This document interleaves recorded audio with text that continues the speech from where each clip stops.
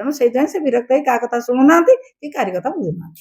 ଆଉ ଜିଲ୍ଲାପାଳ ତ ଦେଖୁଛନ୍ତି ସବୁ ବିଜେପି କର୍ମୀଙ୍କ ଦ୍ୱାରା, ବିଜେପି ସରକାର ଦ୍ୱାରା, ଏବଂ କର୍ମୀମାନେ ତ ଉତ୍ପାତ କରୁଛନ୍ତି। ଆଉ ବିଜେପି କର୍ମୀଙ୍କ ଦ୍ୱାରା ଯଦି ସେ ପରିଚାଳିତ ହେବେ, କାହିଁକି ଲୋକଙ୍କୁ ପ୍ରତିଶ୍ରୁତି ଦେବେ? ସେ କିଛି ଲୋକଙ୍କୁ ପ୍ରତିଶ୍ରୁତି ଦେଇପାରୁନାହାନ୍ତି କି ଲୋକଙ୍କ କାମ କିଛି କରିପାରୁନାହାନ୍ତି। ତେଣୁ ସେଇଥିପାଇଁ ଲୋକଙ୍କ କଥା ଶୁଣିବେ କାହିଁକି?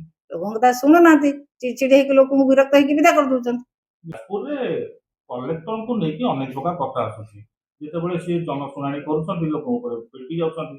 ଆପଣଙ୍କ ଅଞ୍ଚଳର ବିଭିନ୍ନ ପ୍ରକାର ସମସ୍ୟାକୁ ନେଇକି ଯେତେବେଳେ କଥା ଉଠିଲା, ସେତେବେଳେ ବି କୋଉଠି ନା କୋଉଠି ଲୋକମାନଙ୍କୁ ପିଟିକି ବା କାମ ପହଞ୍ଚି ନ ପାରିବା, ଏମିତି ବି ବହୁତ କିଛି ଆସୁଛି। ସେ ବିଚାରା କ'ଣ କରିବେ? ତାଙ୍କ ଉପରେ ଯୋଉ ପ୍ରେସର ହଉଛି, ତାଙ୍କ ଉପରେ ବିଜେପି ନେତାଙ୍କର, ବିଜେପି ସରକାରଙ୍କର ଯୋଉ ପ୍ରେସର ହଉଛି, ସେ କିଛି କାମ କରିପାରୁନାହାନ୍ତି, ଲୋକଙ୍କ କାମ କରିପାରୁନାହାନ୍ତି।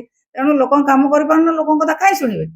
ସାଧାରଣ ଲୋକଙ୍କର କାମ ଯଦି କିଛି କରିପାରିବେନି ଜଣେ ଜିଲ୍ଲାପାଳ, ସେ କାହିଁ ଶୁଣିବେ? ସେଇଥିପାଇଁ ଚିଡଚିଡି ହେଇକି ବିରକ୍ତ ହେଇ ଲୋକଙ୍କୁ ବିଦା କରିଦଉଛନ୍ତି। ଆଉ କିନ୍ତୁ କୁଆଡେ କୁଆଡେ ଏମଡିଏମକୁ ନେଇକି ବିଭିନ୍ନ ପ୍ରକାର ସବୁ କଥା ସେ କୋଉଥିରେ କିଛି କରିବାର ତାଙ୍କର ତାକତ ନାହିଁ। ତେଣୁ ସେ ସବୁଥିରେ ବିରକ୍ତ ହଉଛନ୍ତି।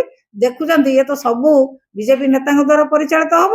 ମୁଁ ଏଠି କହିକି କାହାକୁ ପ୍ରତିଶ୍ରୁତି ଦେଲେ କି ସାଧାରଣ ଲୋକଙ୍କ ସାମ୍ନାରେ କିଛି କହିଲେ ମୁଁ ତ କରିପାରିବିନି, କାହିଁକି ଲୋକଙ୍କ କଥା ଶୁଣିବେ? ତେଣୁ ସେଇଥିପାଇଁ ସେ ବିରକ୍ତ ହେଇ କାହା କଥା ଶୁଣୁନାହାନ୍ତି କି କାହାରି କଥା ବୁଝୁନାହାନ୍ତି।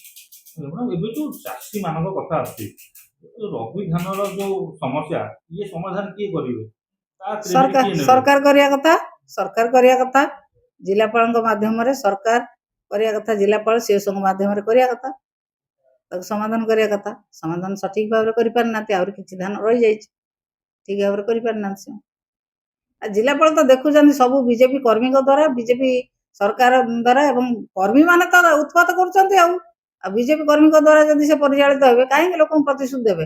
ସେ କିଛି ଲୋକଙ୍କୁ ପ୍ରତିଶ୍ରୁତି ଦେଇପାରୁନାହାନ୍ତି କି ଲୋକଙ୍କ କାମ କିଛି କରିପାରୁନାହାନ୍ତି। ତେଣୁ ସେଇଥିପାଇଁ ଲୋକଙ୍କ କଥା ଶୁଣିବେ କାହିଁକି? ଲୋକଙ୍କ କଥା ଶୁଣୁନାହାନ୍ତି, ଚିଡଚିଡି ହେଇକି ଲୋକଙ୍କୁ ବିରକ୍ତ ହେଇକି ବିଦା କରିଦଉଛନ୍ତି।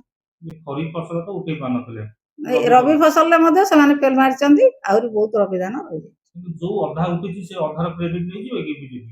କ୍ରେଡିଟ କ'ଣ ନେବେ? ଚାଷୀଙ୍କର ତ ଧାନ ଉଠିନି ସମ୍ପୂର୍ଣ୍ଣ ଭାବେ, କ୍ରେଡିଟ କ'ଣ ନେବେ? ସେ କି କ୍ରେଡିଟ ନେବେ? କିଛି କ୍ରେଡିଟ ନେଇପାରିବେନି। ସେମାନେ ଯେତିକି ପରିମାଣରେ ଧାନ ଉଠେଇବା କଥା ଧାନ ଉଠେଇ ଦିଅନ୍ତୁ, ଉଠେଇ ଦେଇ କ୍ରେଡିଟ ନେଲେ କିଛି ଅସୁବିଧା ନାହିଁ। ଧାନ ନ ଉଠେଇ କ୍ରେଡିଟ କ'ଣ ନେବେ? ଯଦି ଆପଣ ପାଣି ସମସ୍ୟା ସମାଧାନ ନ ହେଇଥାନ୍ତା, ତାହେଲେ ଲୋକ ପାଣି ବି ତ ପାଇନଥାନ୍ତେ। ନାଇଁ, ପାଣି ସମସ୍ୟା ତ ସମାଧାନ ହେଇଛି। ଡ୍ରେନ୍ ଖୋଳା ହେଇଛି, ଡ୍ରେନ୍ ଖୋଳା ହେଇକି ଡ୍ରେନ୍ରୁ ସେମାନେ ଲିଫ୍ଟ କରିକି ଜୁଆର ପାଣିରେ ଆମ ଏରିଆରେ ଚାଷ କରାଯାଏ। ଆମ ଏରିଆରେ ତ କେନାଲର ଟେଲ୍ ଏଣ୍ଡ, ତେଣୁ ଆମର କେନାଲ ପାଣି ଯାଏନି, ଆମର ଗ୍ରାଉଣ୍ଡ ୱାଟର ବି ସାଲାଇନ୍।